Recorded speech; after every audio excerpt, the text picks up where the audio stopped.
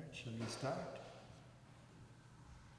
Saraswati Namastubhyam Varade Kamarupini Vidyarambham Karishyami Siddhir Bhavto Me Sada Om Shanti Shanti Shanti Hari Om Shri Gurubhyo Namaha Hari Om.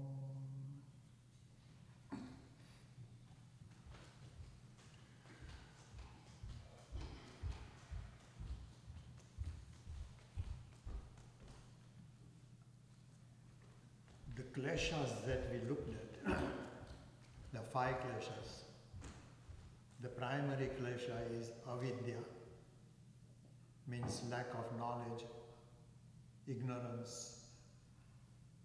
That affects everything as all other kleshas. Like the ego, which is the next klesha, asmita, raga, dvesha, are all affected by that ignorance. So it's very important to know what ignorance is.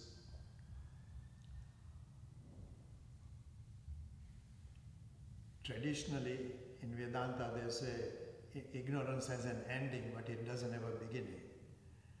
But if it doesn't have a beginning, then you say, well, then how can it exist? So let's compare it to something else that might be more clear. Does darkness exist?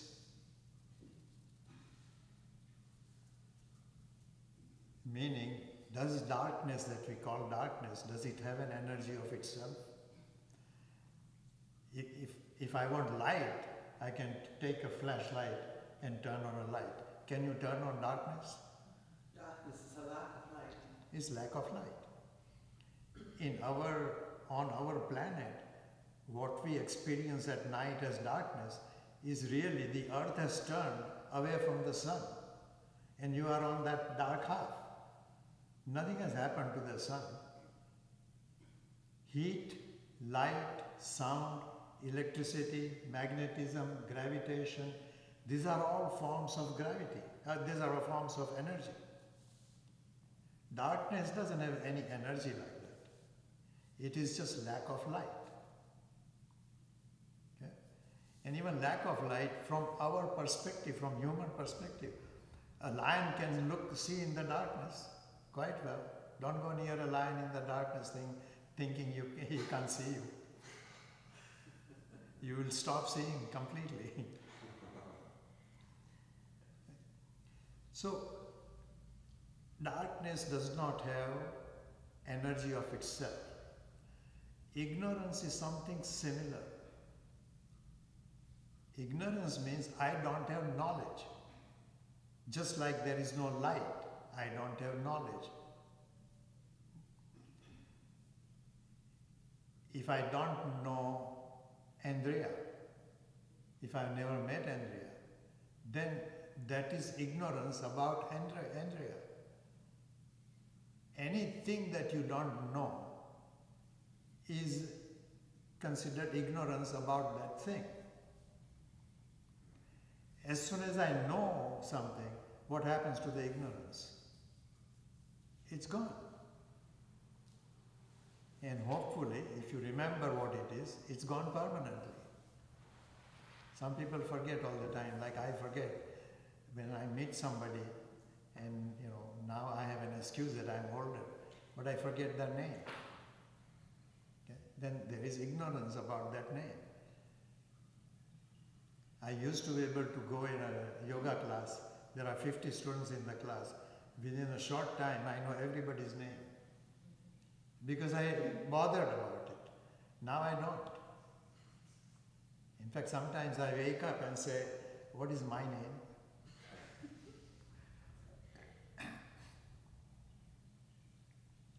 So,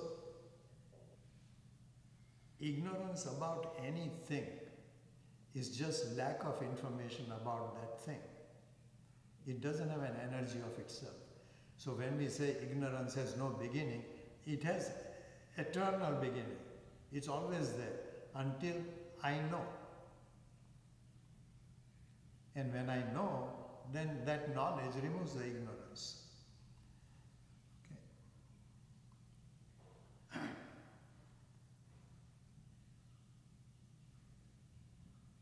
That part perhaps does not confuse too many students. There is another aspect which is rather comparable that confuses a lot of people. That is, see, if I look at a book like Bhagavad Gita, okay, Krishna basically advises Arjuna about what the right behavior is. In that book, he does not deal with deliberate bad actions created by somebody. He's not talking to Duryodhana. Nor is he telling anybody, you should not lie. Thou shalt not lie is a very good command. But that is not what Krishna talks about. He takes a good person, like Arjuna, who is confused. And the talk is to the good person who is confused. It is not to people who are of bad behavior. That's very important to recognize. So, if I tell you that, Larry, I went to the ocean and it was beautiful sunset. Is that true? Of course it's true. I went there, I witnessed the sunset, and that's what I'm telling. But it's not a fact. Fact is the earth rotated. Sun did not sink. There was no sunset, there is no sunrise. But that's how we talk. We talk of our experience, which is not incorrect. To say I went and saw sunset is a correct expression of my experience. But the fact is very different. And this often happens in life. There is a difference between truth and fact. I am an Indian. Somebody else is a European. Somebody else might be an African. Okay? When I talk about people like that or relate people that way, then what am I talking about? I'm not talking about human being. I'm talking about a race, a skin color actually, and nothing more. If only your skin color was different, you would be a different person? No.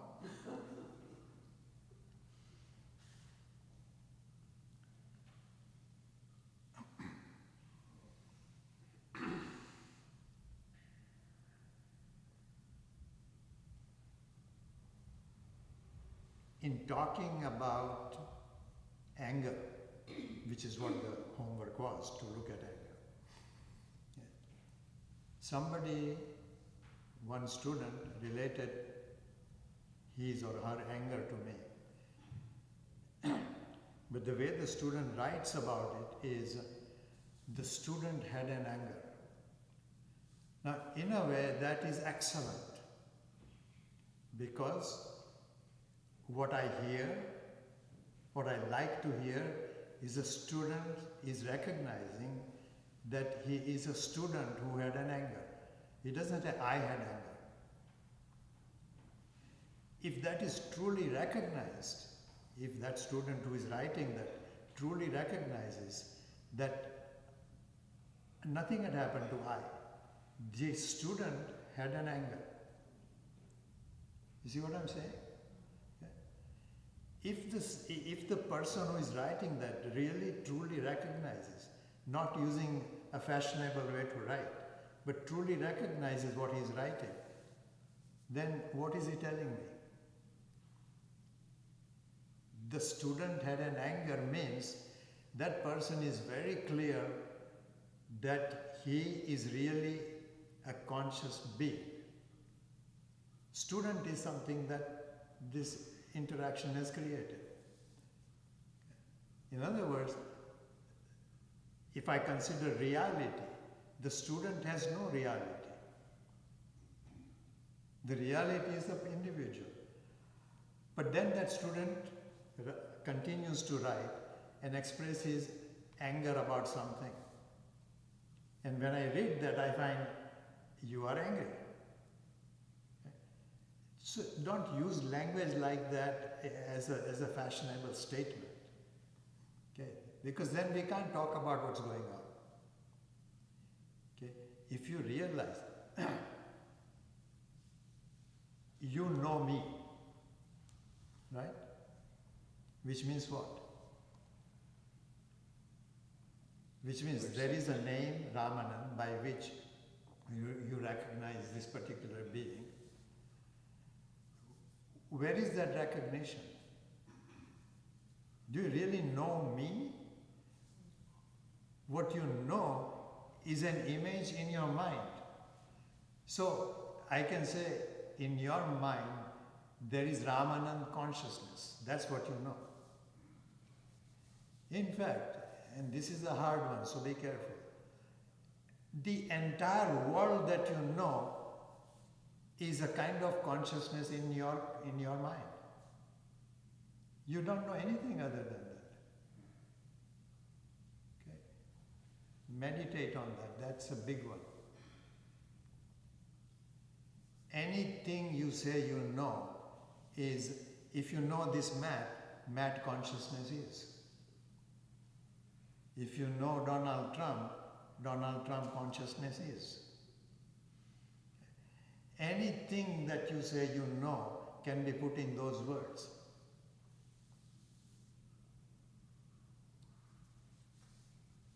And if you look carefully at that further, it comes to interesting conclusion. Moon consciousness is. Okay? Between moon consciousness and you, what is the distance?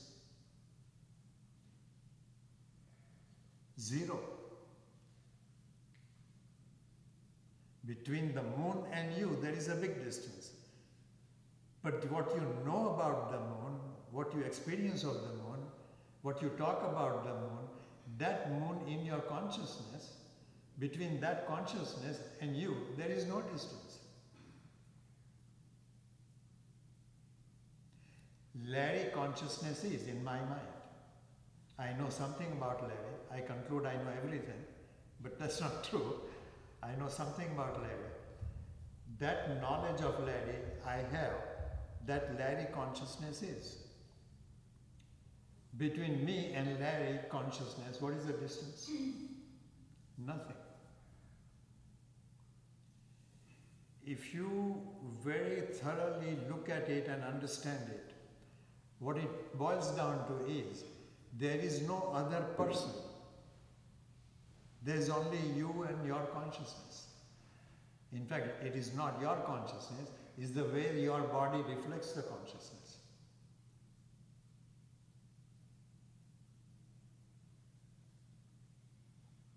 If this body dies,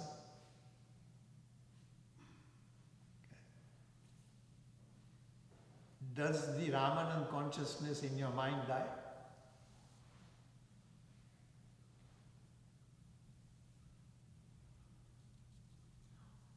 Doesn't it depend? Huh? Depend?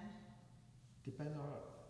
You still know Ramanand. No, you still know, but you know, some people are more forgetful, you know, and other people are more, have a tendency to remember. Does that matter? Yes, it matters, because if you forget it, then there is nothing. That's what, yeah. In fact, we do forget a lot of people that die. Okay? Some people we don't forget. But whatever I know of the person, if it remains in consciousness, if I'm conscious of that, then that person is alive.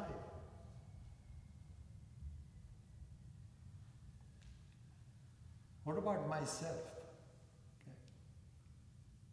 When this body dies, it's called the jiva died. That is a Sanskrit word, jiva. It's called jiva or jivatma. The jiva died. Okay. What has happened to the consciousness? Nothing. Nothing. That is called Atma. Nothing happens to Atma. And there are not several Atmas, like one Atma, second Atma, third Atma, fourth. Okay? There is only one Atma. The way different bodies reflect that may be different. In fact, take any person, let's pick on Larry again. The way I know Larry, the way his wife knows him, the way his child knows him, the way Andrea knows him, are all different. Are there that many Larrys? Hope not. There is only one Larry. But variety of people have certain experience of Larry, and that's how they know him. How many Janets are there on this planet? One.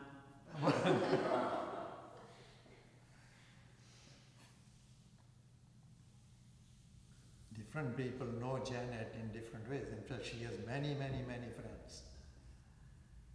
Some friends she has, I know. Some I do not know. If I look at it, there are probably many more that I do not know. Because she's a popular person. She has many friends.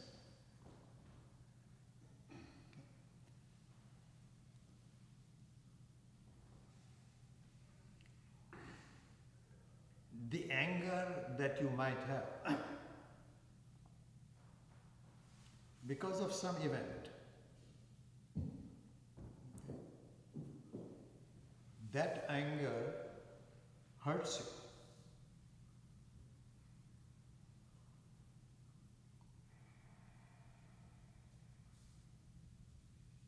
When we say the anger hurts you, if you don't have memory of that event, does it hurt you?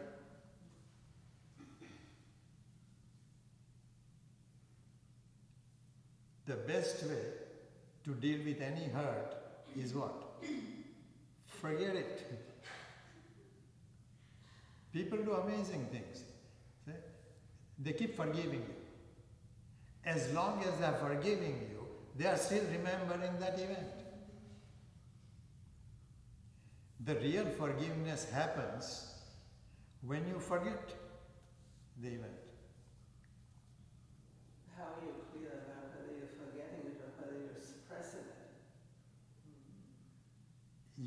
You can't create it, right? It happens. But some people don't want to express their anger because they don't want people to get upset with them, so they hold it in, they suppress the anger. So what does that do psychologically? It's their choice, right? They choose not to forget.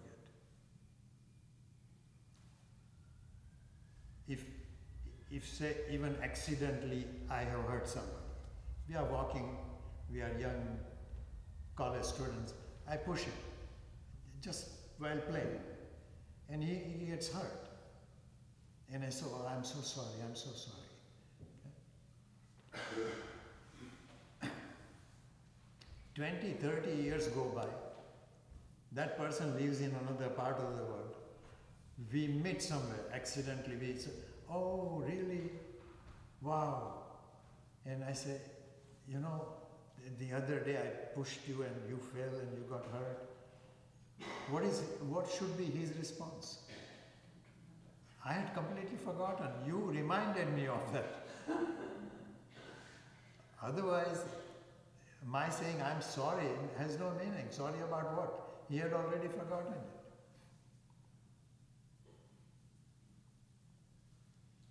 Wouldn't you say, Ramanand, if, like, let's say, if someone is more in the present, they don't have to worry about it? Stop. Oh. Little louder. It's being recorded. Oh, okay. You know, let's say I have a tendency to dwell on resentment, like, oh, so-and-so did something to me and I'm thinking about it, but if I decide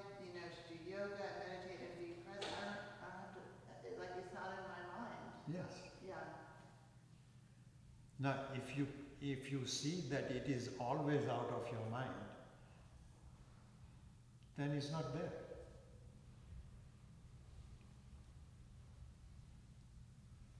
We have a very excellent example in Jesus Christ.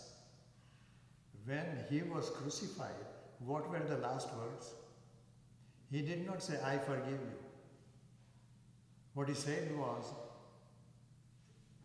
I'm paraphrasing it, but what he said was, Lord, they know not what they are doing. So God forgives you. And what he's saying in the process is that they don't recognize that by doing what they are doing, they may be hurting my physical body, but in reality they are hurting themselves. They are creating bad karma for themselves.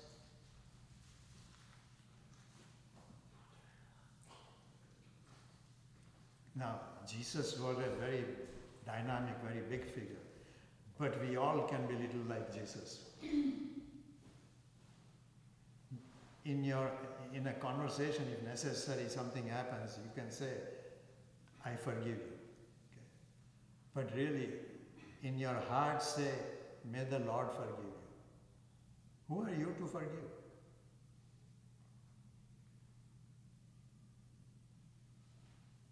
If I forgive you for something that you have done to me, then I keep remembering it.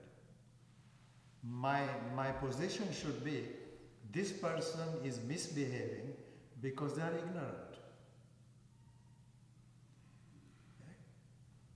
And for that ignorance, I don't blame you. You are ignorant. Okay?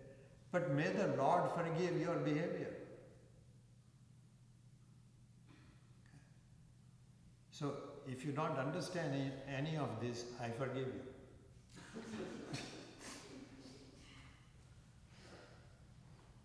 Because of the way the language is used, it's completely okay to say to somebody, I forgive you.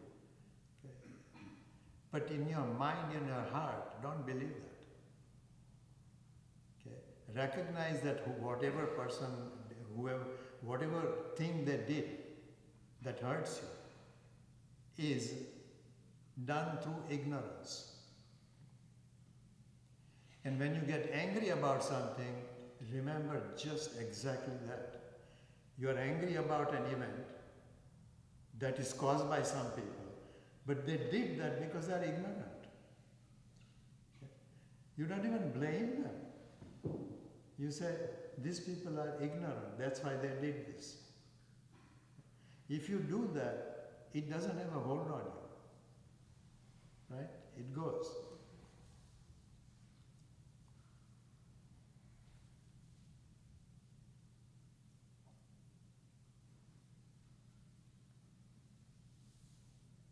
Let's turn it around. Something happens, somebody tells me, Ramanand, I forgive you.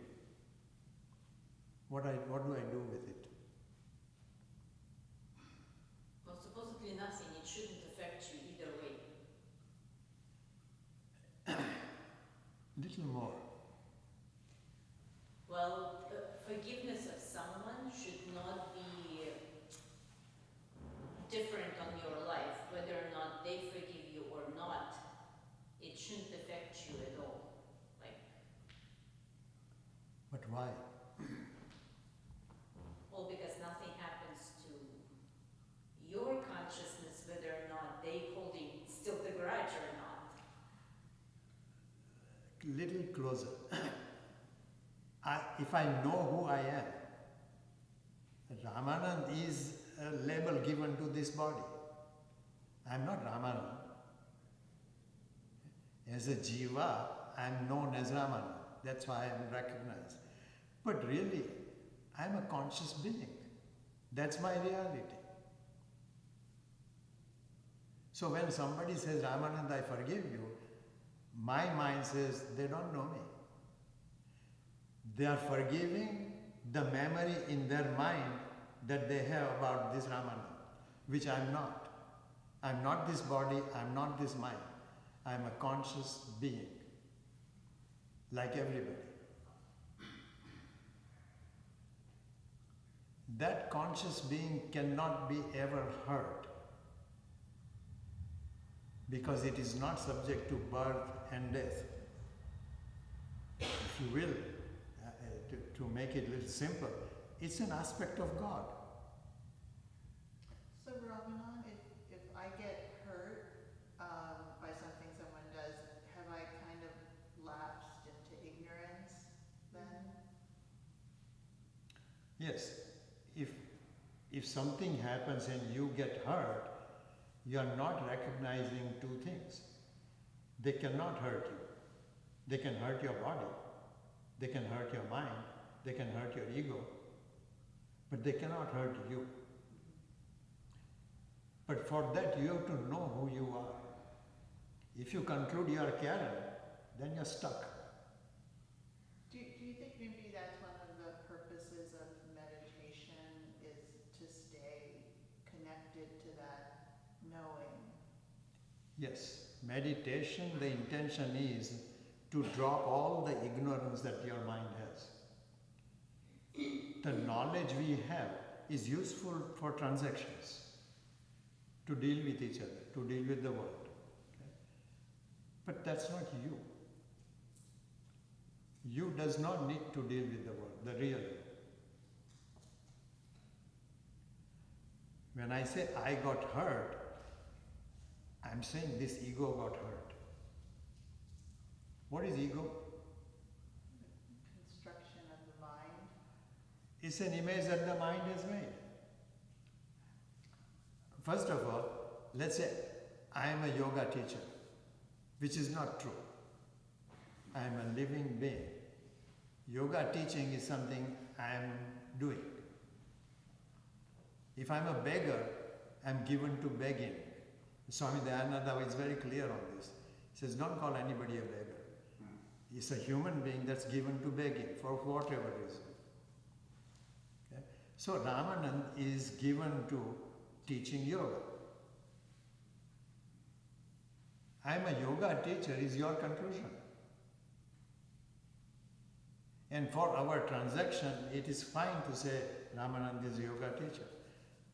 But if you ask Ramanand, are you a yoga teacher? It depends on who is asking.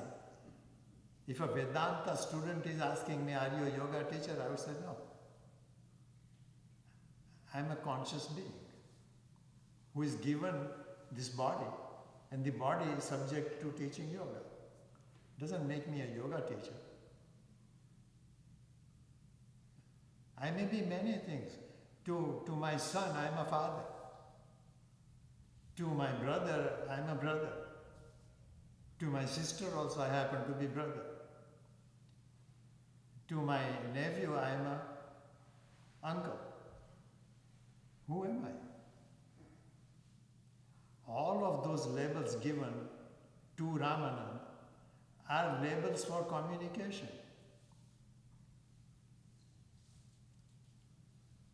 Unfortunately, nobody says, perhaps they recognize, but nobody says, this is a conscious being.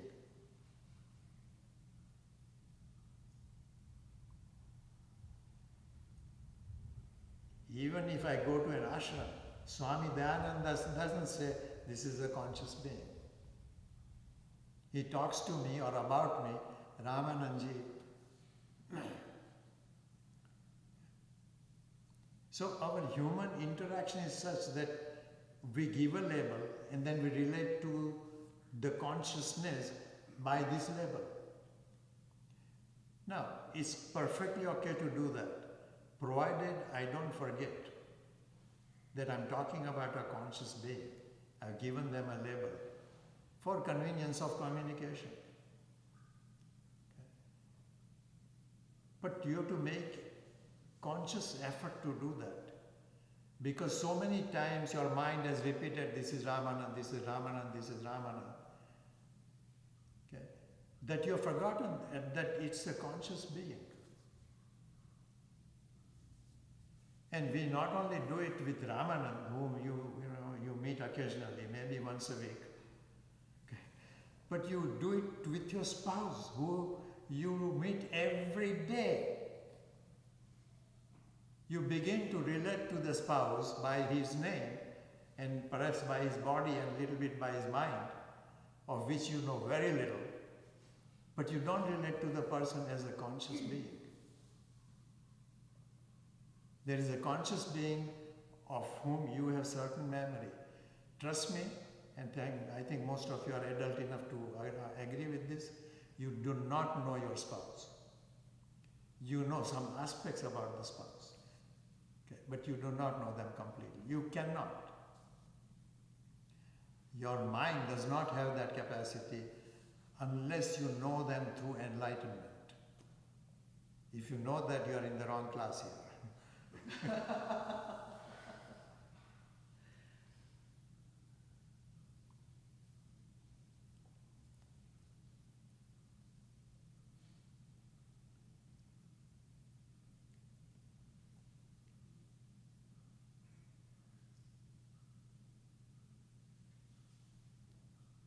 If I have a pain about something, I'm not talking of physical pain, psychological pain of hurt, not physically hurt, but somebody says, Ramanand, you're stupid. Okay? I hear that, and my mind, if it is not trained, will turn that into a fact about the self.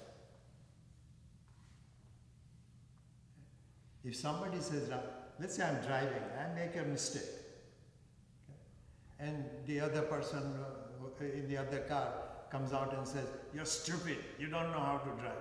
Who gave you license? Okay. He called me stupid, I turn it into what? I am stupid. What he's saying is, your driving is stupid. He doesn't know me.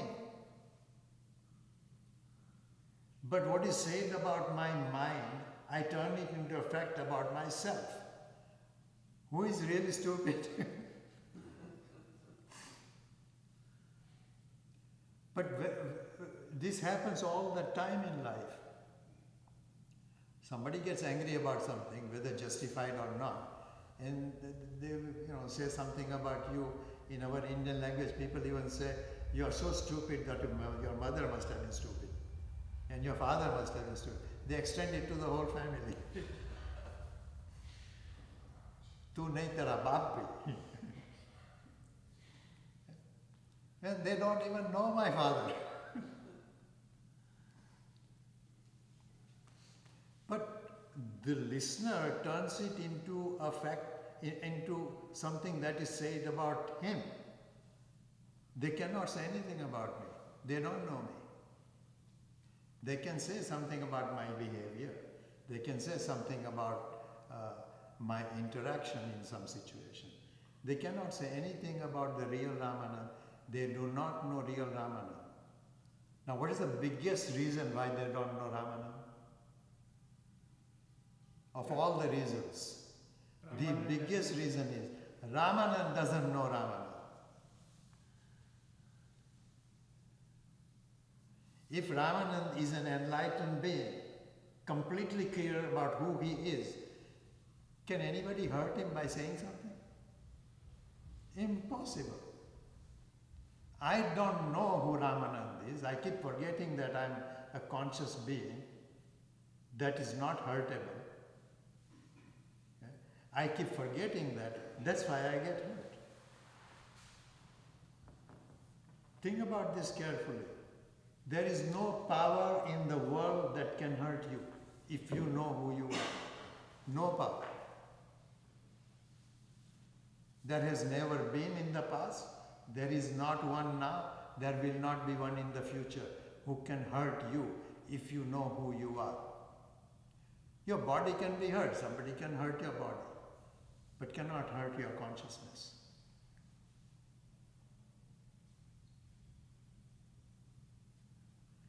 When somebody even appears to hurt you, as though hurt you, look at them and do what Jesus Christ did, which is, these people are ignorant.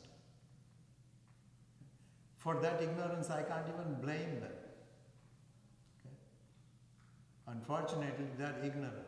Through their ignorance, they are behaving a particular way. May God forgive them. By what? Give them some knowledge. I can't give that knowledge to that person, obviously, unless they listen to me. 1, 2, 3, 4, 5, 6, 7 people came. Anyone, I'm not sure I can convince this many people. But I can convince Andrea because I see her every day.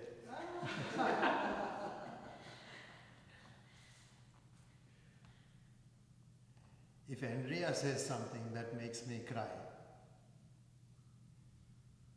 I'm not crying out of hurt to my being. I'm crying because whatever she says makes me feel, makes my mind feel that I bothered her. But she cannot say you are stupid. Well, she can, but it will have no effect on me. Because I know I'm not stupid. Not as an ego saying I know, but knowledge is that I'm a conscious being. And in spite of her living with me, daily seeing me, she doesn't know me as this conscious being. Not out of any ill will on her part, but it requires a lot of meditation, lot of education. Okay? By the time you are out of this room, you will forget this. And it's not your fault. The lie has been repeated by your mind so often. And it's a convenient lie in many situations. So you keep repeating that. To really, really see for your mind that you are a conscious being, which means you cannot be hurt. It is impossible. Whenever you are in pain, and I'm talking of psychological pain, you are forgetting that. Meaning your mind is forgetting that. If you remember who you are, nothing can hurt you. What is the very worst somebody can do to you? Kill you. Well, they can't kill the consciousness. That's not possible. If I think of myself as an ego, like I think of myself as a yoga teacher, somebody can definitely hurt me. They say, Ramanand, you think you are a hotshot yoga teacher, but you know, so-and-so is better. That's all they have to do. Compare me to somebody else, who might even not be better.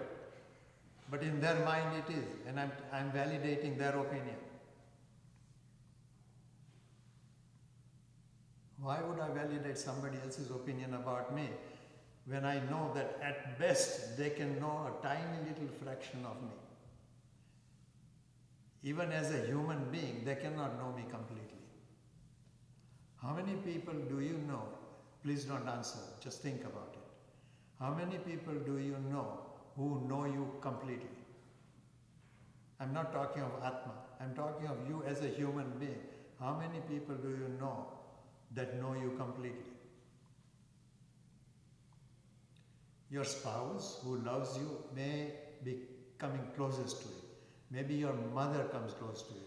Your father perhaps a little close, but most people don't know you. They know part of you. Why would I give it any validity? If I give it validity, I am hurting myself. They cannot.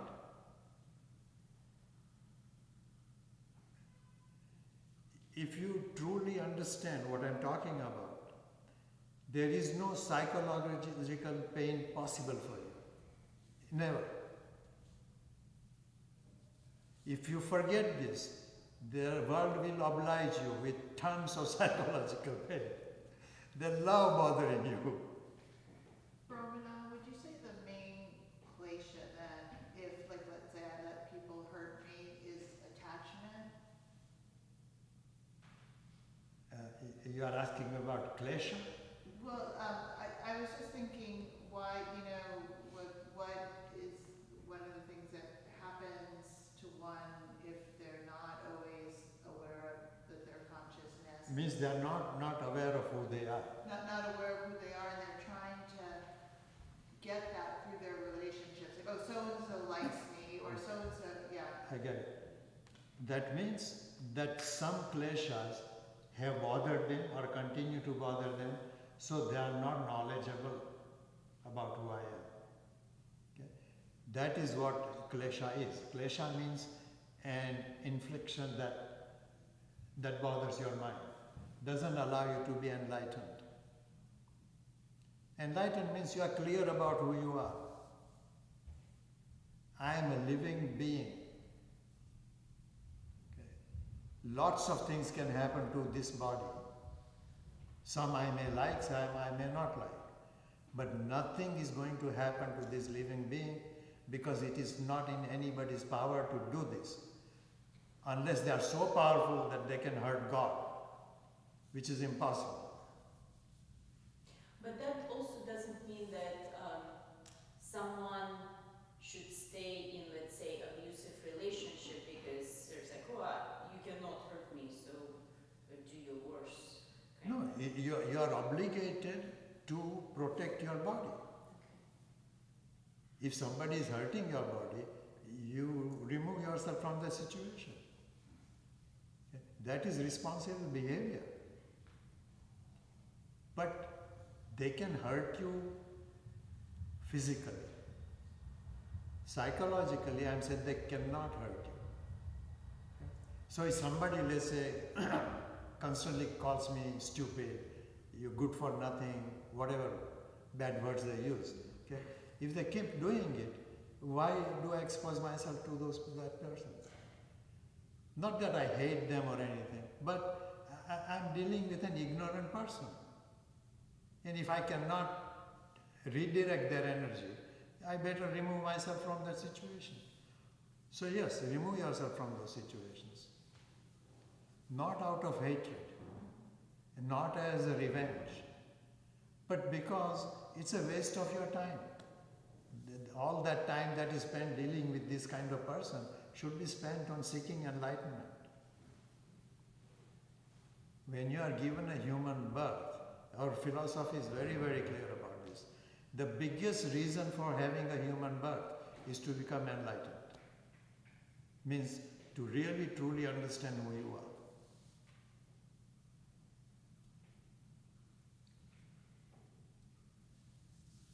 In my life,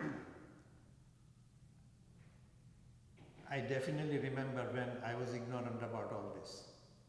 Then I learned something. It was purely academic knowledge. Slowly, as I began to meditate on it, it got better and better. Is my mind perfect today? No. There are situations which will bother me. But my ability to remember that whatever that situation is cannot hurt this real self is much better today than it was even yesterday. If I pay attention to this, slowly this knowledge becomes better and better and better. The very big thing to remember, if you are interested in it, is I was not born, I will not die. Because fear of death, what is called one of the kleshas, okay, abhinivesha, is a very big one. And even people who say, I'm not afraid of death, they are afraid of what they would lose as a result of death. They may not be afraid of death itself, but as a result, they will lose all their connection. That they are afraid of. Somebody who is a millionaire, has Donald Trump's money, what is his big fear? If he dies, I will lose all my money because I can't relate to the money. Even if I build a new Whitehall, I can't relate to it.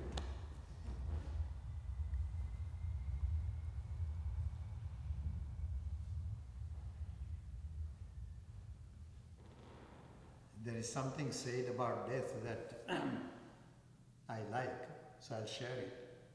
It says, when you are born, you come crying. Most children, when they are born, they cry. Yeah? When you are born, you come crying. while thousands are laughing because they're happy to see you burn. Okay? Live your life in such a way that you go laughing while thousands cry. Someone like Mahatma Gandhi.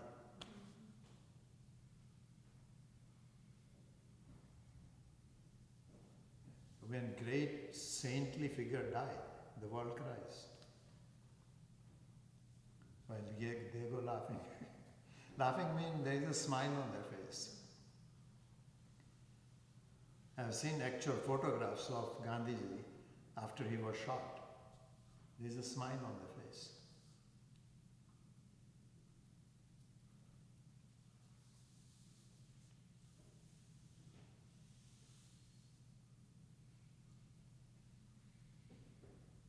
If you live your life correctly by good values, okay, when death comes to the body, you will not show anger or any negative expression like that on the face. I haven't seen many people, I have seen a few people who were good people, okay, and I have never seen anything but a glow on their face. I've seen a couple of people that were not good people. There is agitation on their face when they die. Can't do anything about it, but that's what I have witnessed. Fortunately, I have not seen that many dead bodies. I don't want to see even. Because they are gone. Only the body is there.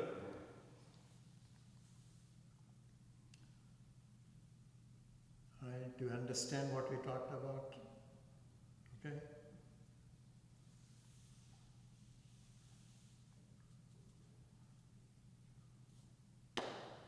Andrea, does anything hurt you?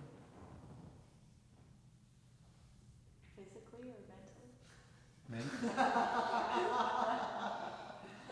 Mentally, psychologically.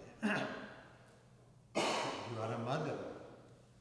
Definitely something happens to your child, it hurts you. Okay? But it hurts you as a human being. As a consciousness, it cannot. But that requires study, that requires meditation to see that you are a conscious being. If you keep telling yourself you are a mother, you are a mother, you are a mother, that's a good thing to do for interaction with your children. But from a much higher perspective, it is a little dangerous. You are a mother, you have responsibility. Okay? Fulfill those. But don't get too hung up on the fact that you are a mother. Or any relationship you are in. You love somebody, they are your husband or wife. That should be the relationship. There is a responsibility. Fulfill that. But in the process, remember what we have talked today.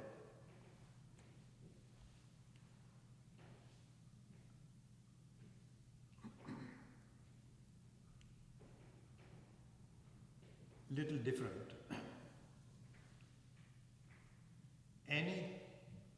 Any object, any person, anything you know in this life, it has threefold limitation. Okay, everything has threefold limitation.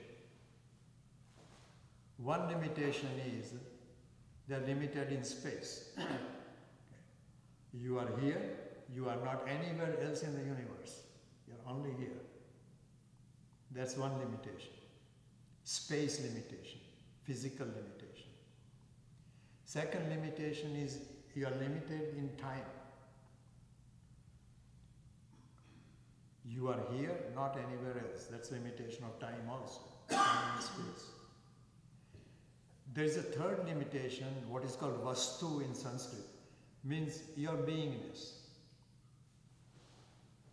As a human being, your beingness is limited. You can't fly like a bird. You can't even swim like other people swim. Unless you're a good swimmer. Or do yoga. Yeah. Your asana practice also is limited. So there's 3-4 limitation. Atma, the real self, does not have any of those limitations. Why? Because it's energy? No, because it's consciousness. Consciousness. Everything is in that consciousness. But consciousness is energy, or am I missing it You out? can call it energy. Okay. I mean, that's another label for it. Okay. That energy called consciousness is expressed in wide variety of ways. A flower expresses it in one way.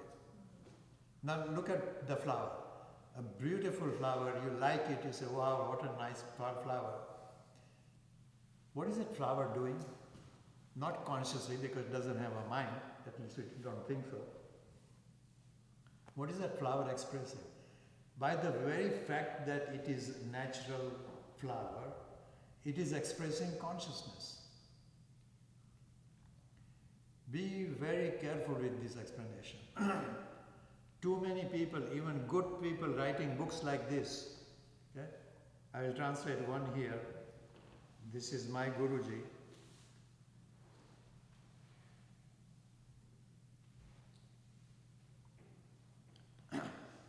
There is a shloka here. I won't read the shloka, it won't have much meaning to you. But the translation is, the fluctuations of consciousness created by gross and subtle afflictions are to be silenced through meditation. The first thing that needs to be silenced through meditation is this idea that your consciousness can go through this. Nothing happens to consciousness. Cannot happen. He's talking about the mind. He's talking about ego. Ego, yeah. But the word consciousness, unfortunately, we use both ways. I, as this limited being, I'm conscious. That's not the consciousness we talk about when we talk of this universal thing. It's unfortunate that not just English language, every language that I know of makes this confusion.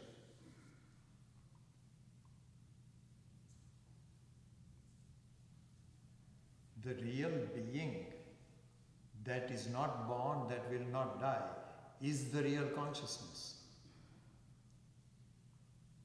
It being expressed as a human being is a very tiny part of it.